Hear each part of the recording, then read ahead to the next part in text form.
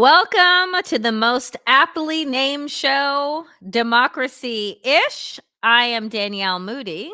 And I'm Wajahat Ali, who hasn't slept but is still alive. That is a feat, my friend. I am glad to know that you are still alive. Um, friends, we're recording today. We're going live today early because one, we didn't want to wait until Friday because a lot has happened. And Waj and I really wanted to be in conversation. So this is our show today. But I'm gonna ask you. It is now 2 days removed. Waj, Mm. how are you processing? So I think for those who tune into Democracy-ish, I hope you appreciate that we've always been honest with you.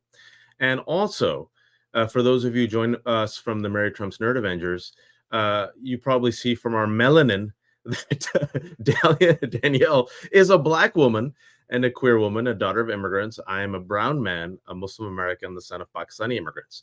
And as we join the Avengers and we join coalitions, oftentimes what we do is we bring in the perspective of something called BIPOC, which sounds like a Terminator that's come from the future. But maybe we come from the future to warn people because our people have experienced a type of America that loves us, that even though that we love it, it doesn't love us back. And even though we fight for it, doesn't fight for us.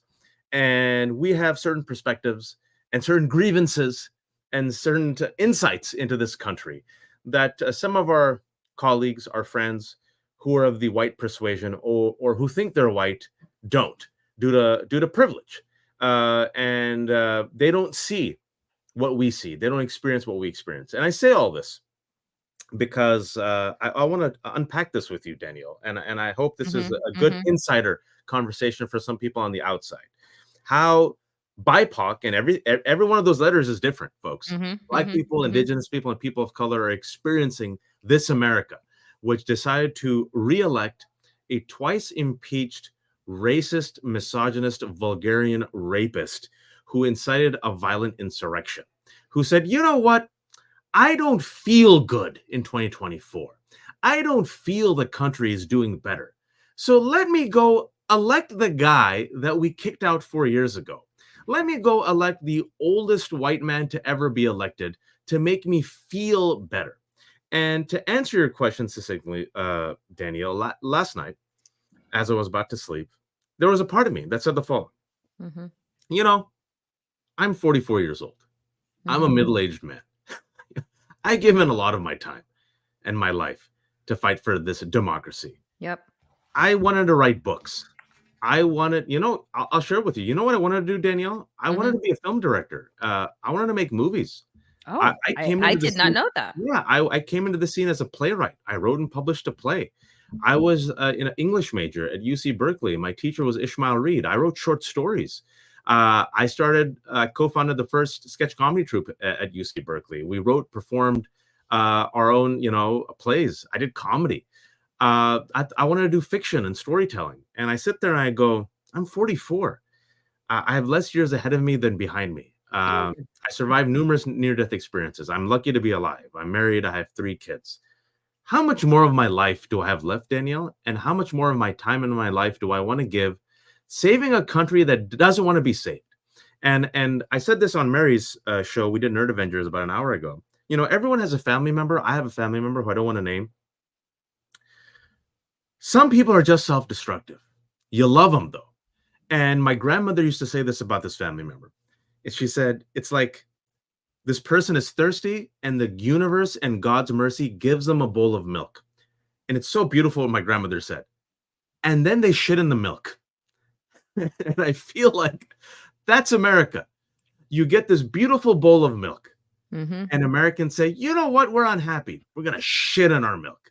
And I felt like a majority of Americans had to shit in the milk. And when you see that, Danielle, and I ask you now as a Black woman,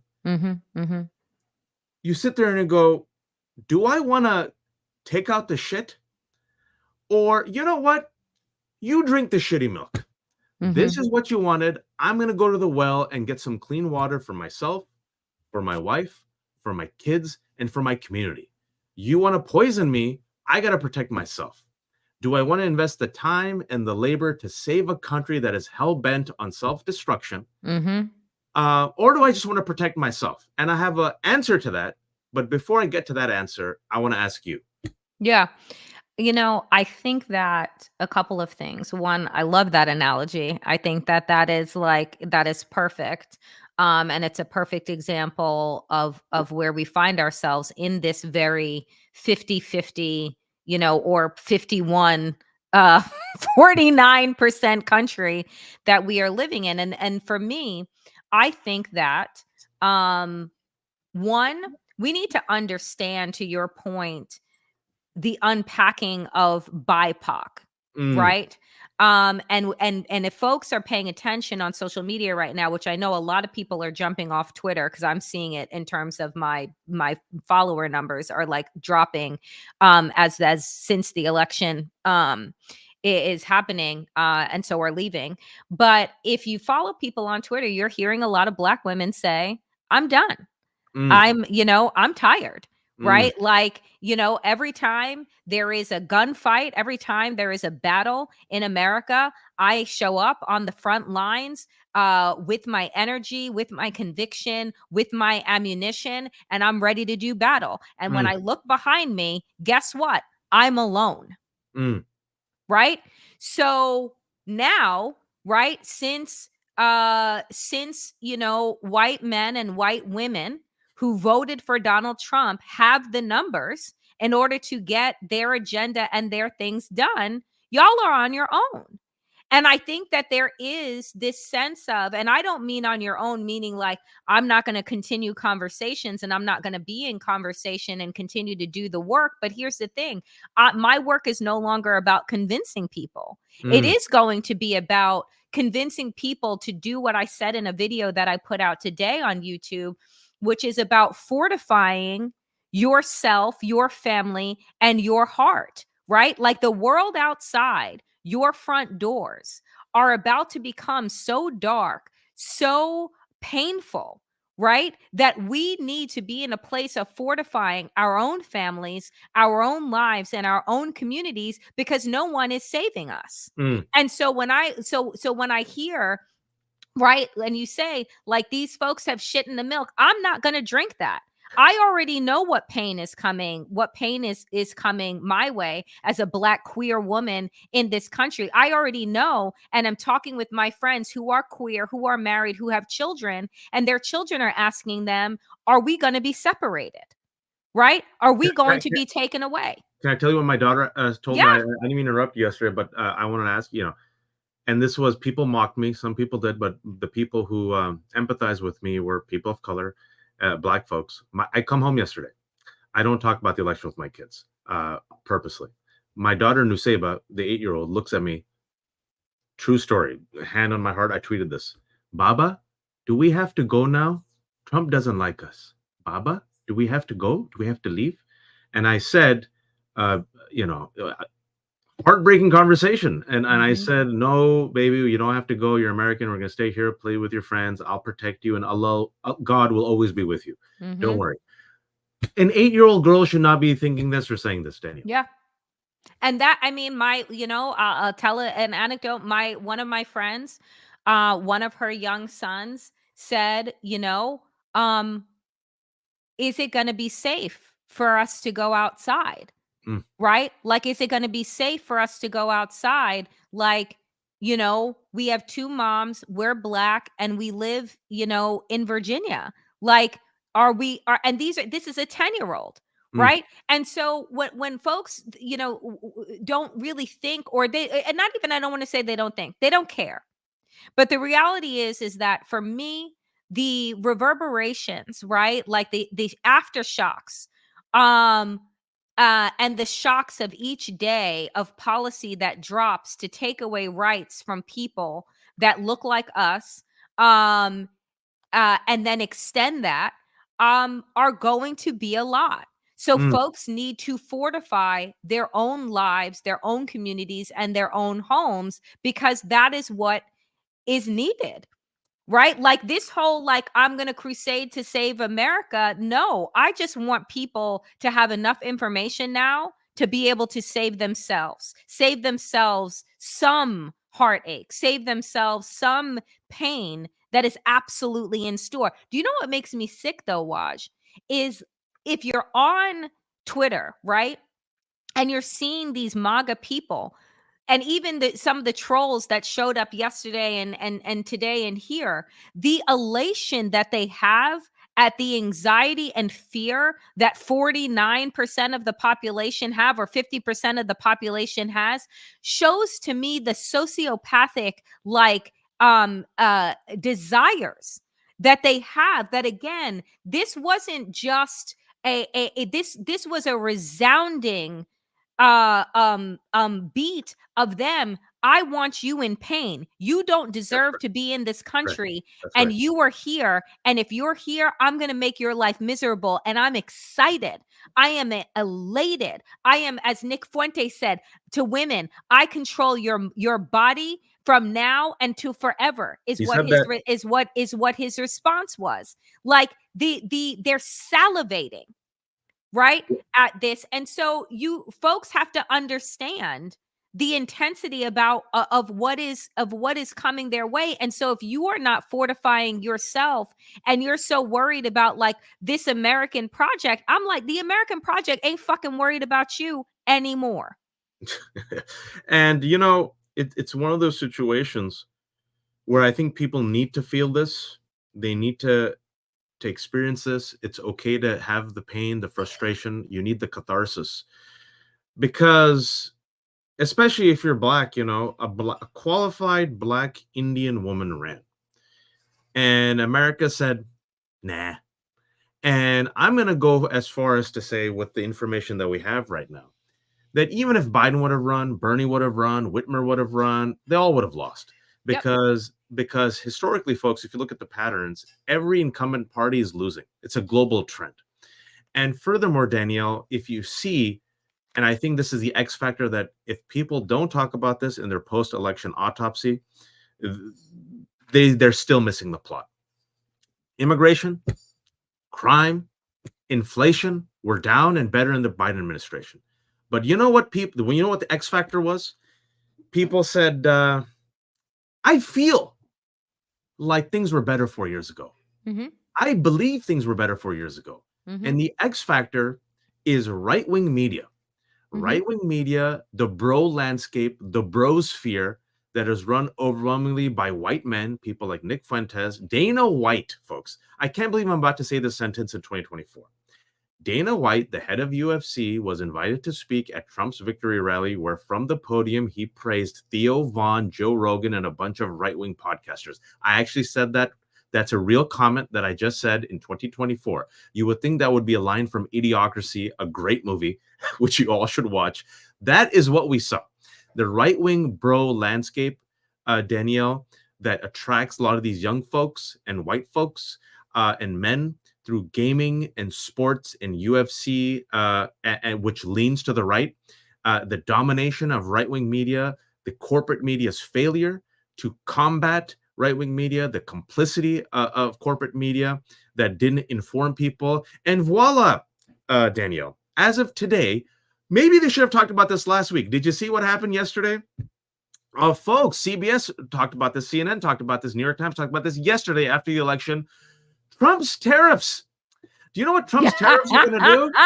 What are Trump's tariffs going to do, Danielle? I saw it. Oh, I saw it.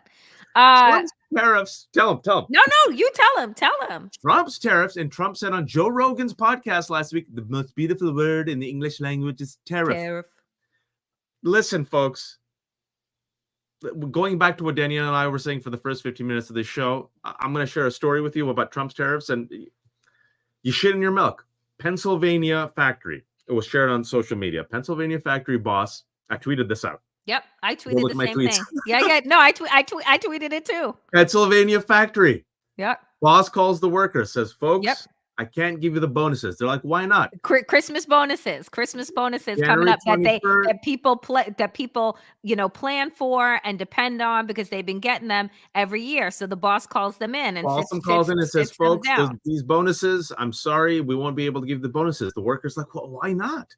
Because as of January 21st, anticipating the new Trump administration and the tariffs, prices are going to be going up. We have to compensate for that. So we got to take away your bonuses. The factory workers like, tariffs, what are those?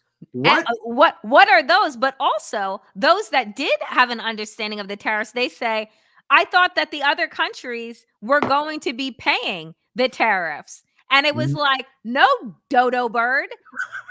They were not. Just like Mexico was going to pay for the fucking wall, you're paying for the tariff. So instead of your boss giving you your Christmas bonus, he putting that money now towards what he's anticipating as being the expense of doing business. So who is that going to cost? You. You shit in your milk. Yeah, shit in your milk. And at the very least, they're saying that Trump tariffs are going to increase prices of average American families by at least $2,400. So can you find $2,400? You gotta. And then the CEO of Zillow. Oh, these billionaires that love Trump. You know what he just said?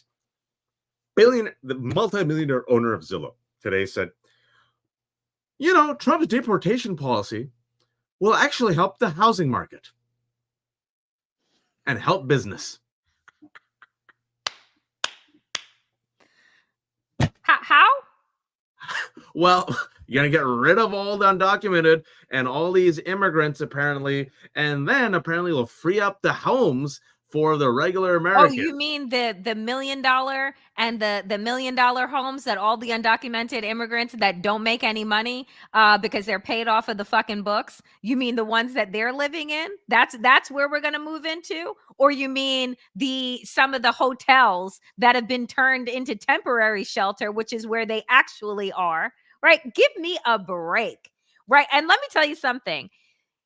While I say the goal, folks, has always been about the distribution of pain, right? The ability to distribute pain to the people that you don't like. My friend and guest of the show, Jonathan Metzl, wrote the book, Dying of Whiteness, right?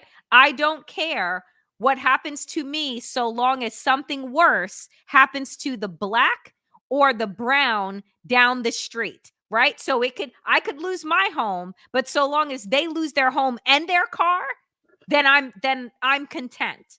Right. Like, so it's what Lyndon B. Johnson said. If you convince the lowest white man, come on, he's better than the best colored man, he won't notice when you're picking his pocket. Hell, give him somebody to look down on and he'll empty his pockets for you. 2024. And so what I will say is that the find out part, right, of the fuck around is already beginning, because that story, that anecdote is going to play out across industries and across places, because guess what companies are always going to do? They're always going to look out for their bottom line. They don't give a fuck about your bonus or that pay increase that you thought was going to come, the 2% cost of living piece. Now, if the cost of doing business for them is going to be higher, right? You're going to be what becomes expendable. And then in order to cover that, they're also going to what? Raise the prices of everything, of all goods and services. And who is paying that? It is not going to be China. It is going to be you. And can I say something? I wish we would have gone longer for this. We have 10 minutes. And in the final 10 minutes, I want to address two aspects of this. Latino men went Donald. Some Muslims, a majority of Muslims and a majority of Latinos went Kamala, but a lot of Latino men shifted. White women, majority. I know not all white women folks. The folks who are 53 fucking percent. 53%. Okay, let's just keep it so real. What Danielle and I predicted. Let's keep it real. 53% of white women. And for a lot of us, it feels like a betrayal. And I sit there and I'm going to be honest. I'm talking to my parents. My parents are visiting right now. And my parents, we're not cruel people. We're not sociopaths. I don't need you to feel, I don't need you to suffer to feel great again. Let me repeat that. I don't need you to suffer to feel great again. But they need me to suffer to feel great again. I want you and your families, and this is for MAGA and Trump voters, to have health care, to have clean water, to survive climate change, for your kids to survive school without a shooting, for your kids to have free lunches, for your kids to have vaccines, for your kids to have education. It'll make me happy. I don't need you to suffer. I don't even want you to suffer. Even now, I don't want you to suffer. But a part of me now says, if you voted for this, sometimes in life, you got to fall down the well. And there's going to be buyer's remorse. And that buyer's remorse, I was wrong. I thought Kamala would win. I admit I'm wrong. I'm sorry for giving you all false hope. I expected more of my country folks. And I might be wrong right now with this prediction. I thought people would feel buyer's remorse within 2 months of Trump getting into office. I was wrong. Buyer's remorse, as of that Pennsylvania story, is happening today. And here's the thing that I will say, which is you don't need to feel bad, first of all, about giving people hope. People need hope. And we all believed and wanted to believe that America is better than it has always shown itself to be. Mm, That's the thing. I said this yesterday. I said, when people say this is not my country, this goes back to education, folks. mm. This goes back to understanding the history of this nation. This is absolutely who America has always been. This is America. What has America done? America has lynched, right? Pregnant women.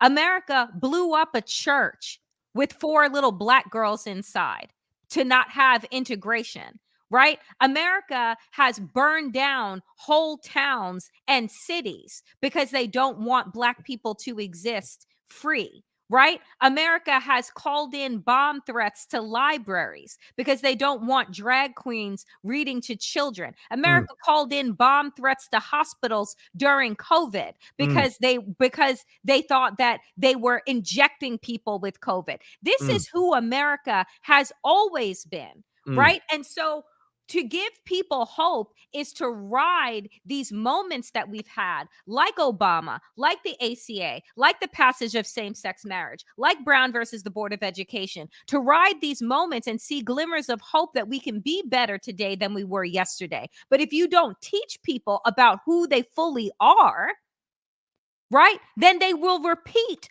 over and over again the worst sentiments of themselves. mm, This is America because white Americans have been given the power and the place and the station. And once they were told that this power and place and station could be taken away mm, because of a demographic shift, that's all they needed to hear. Right? Because guess what? Well, I want to tell you that white privilege doesn't exist, that I want to tell you that racism doesn't exist. You ask any one of those people if they want to be black in America, if they want to be a Muslim in America, if they want to be trans in America, and the fucking answer is going to be absolutely not. nope. So, They'd rather what? shit in their milk. And they chased whiteness. Listen, we're going to have more shows on this. Don't worry. We just felt like we had to do an emergency show, and tomorrow I'm traveling. But so Danielle's gonna solo or bring on a partner for Democracy-ish Friday. But this is a problem. Whiteness will not protect you. You will chase whiteness and you will get close to whiteness if you're a person of color, and you will be asymptotic to whiteness for security, and you'll get the home in the suburbs, and you'll live behind the gated communities, and you'll be invited to Bob and Samantha's barbecues, and maybe you'll get into the corporate boardroom, and maybe they'll invite you to the golf club, and you'll be the token person of color. But this country will turn on you on a dime. On a dime. And it will remind you ain't white. And Mm-hmm, it'll remind you violently and harshly. For all the mm-hmm. Muslims and Arabs who thought they were white, it was 9/11.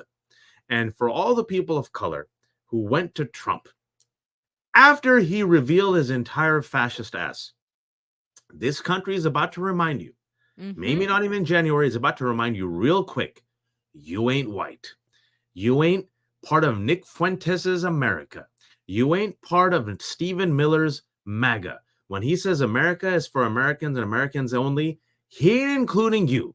And if Mhm. you thought any different, I take you back to Tony Hinchcliffe's comments at the Madison Square Garden rally, which were vetted by Donald Trump's team and put in the teleprompter. And the only thing they took out was don't call Kamala a C word, but other people will call her a prostitute. And Elon Musk will call her a C word. So we're about to find out. And folks, you're about to find out the hard way. That being said, I can't help it, Danielle. Mhm. I'm a stubborn shit. I don't go down without a fight. Mhm. And even though I lived a good life and I really don't care what'll happen to me, I don't. I've lived a good life. I got 3 kids. My kids are kind, good hearted, sweet kids, and that generation deserves better. So I have resolved, despite everything I've said, I will do what I've always done. I will keep speaking. I will keep writing. I will keep fighting for my children and their generation, and for what I believe is a slight majority that inshallah deserves better. I will never bend the knee to a fascist. I will never concede an inch. I will never bend the knee to a king or a queen. I will speak out. And one of the things that you and I have kept saying for years, but people don't listen to us, is that we have to invest in left wing liberal media to take on the right wing juggernaut.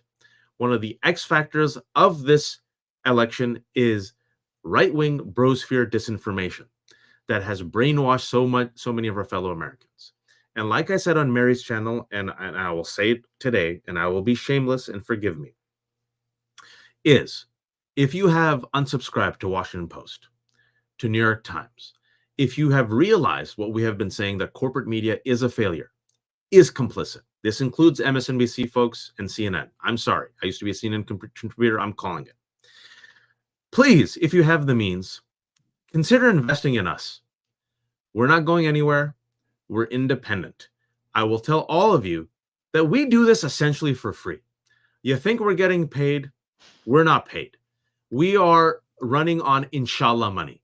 Right? It's all inshallah money. It's all Danielle started her money. own channel. It's barely started monetizing. I think she got to 7,000 subscribers. Yep. Please like and subscribe and share. Mary, people think Mary Trump is made of money. She isn't, folks. She's Mary is not. the outlier who got disinherited. Mary is running her channel on inshallah money. I'm independent. I've been boycotted the past year because of the Israel-Gaza war. I got boycotted from all sides. I'm a unicorn. I literally get boycotted from all sides.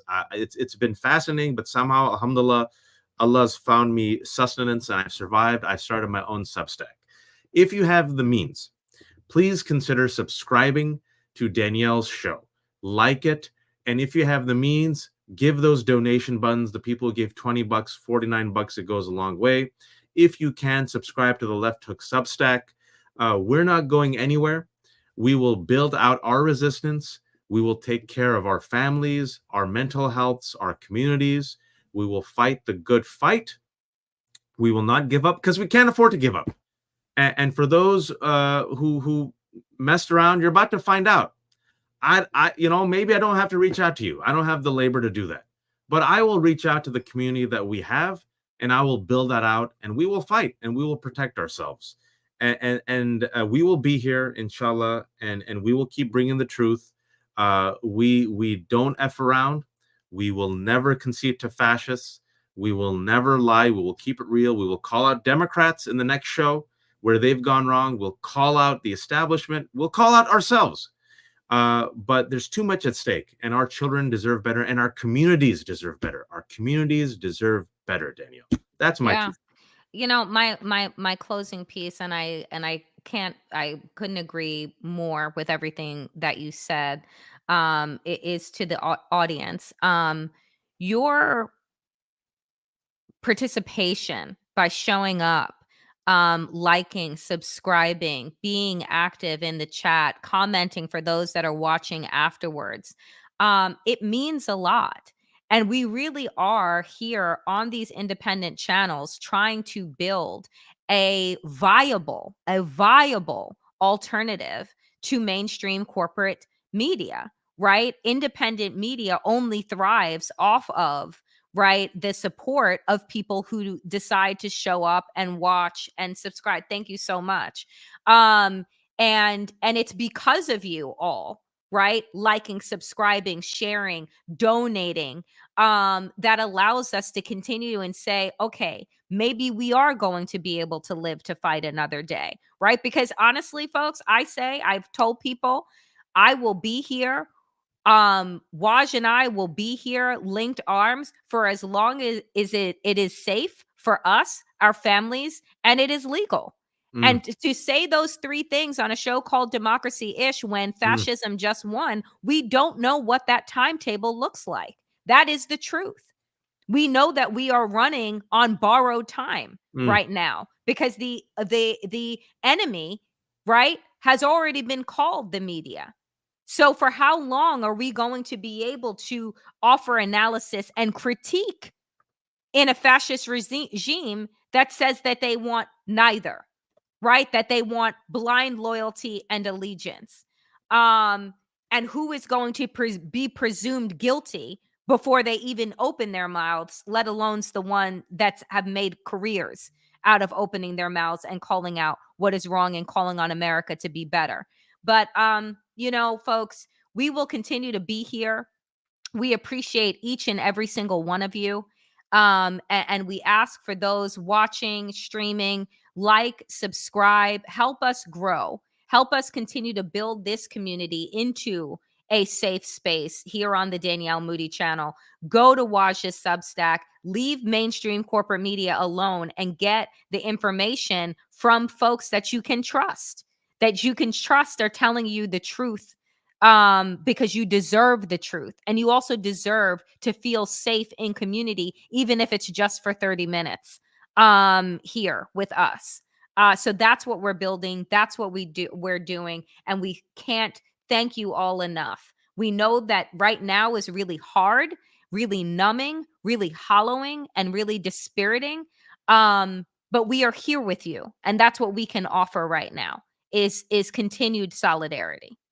So, with that, dear friends, and this is you guys are so generous, and we're so appreciative. Thank you so much. With that, thank you for listening to this early edition of Democracy Ish. I am Danielle Moodie. and I'm Wajahat Ali. And oh God, now that like this closeout is like really hurting my heart. But we will be back next week if in fact we have a country left. Inshallah. Inshallah. Thank you all.